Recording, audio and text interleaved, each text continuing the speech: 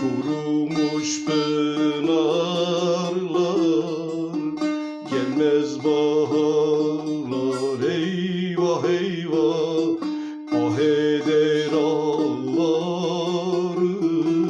yetiş neredesin?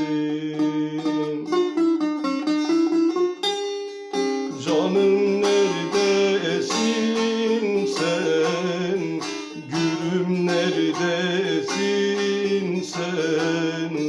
Bekle ben öleyim ki o zaman gelesin.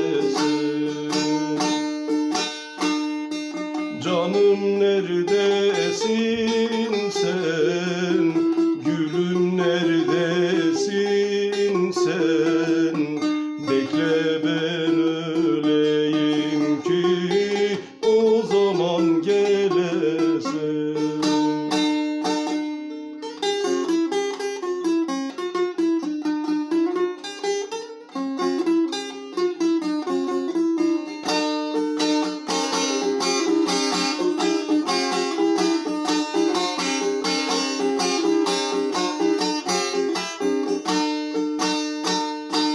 Beyaz mintanına, boş yastığına,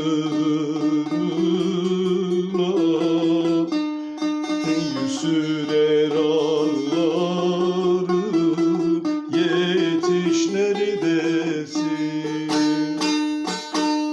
Yandım ataşına, kül oldum yana.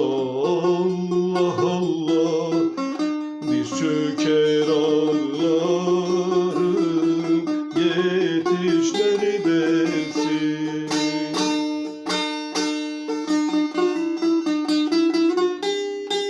Canım neredesin sen?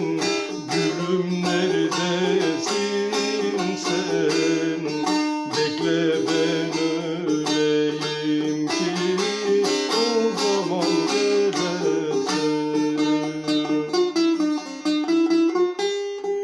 Canım neredesin sen? Gülüm neredesin sen? Bekle ben öleyim ki o zaman gelesin. Canım neredesin sen? Gülüm neredesin sen? Bekle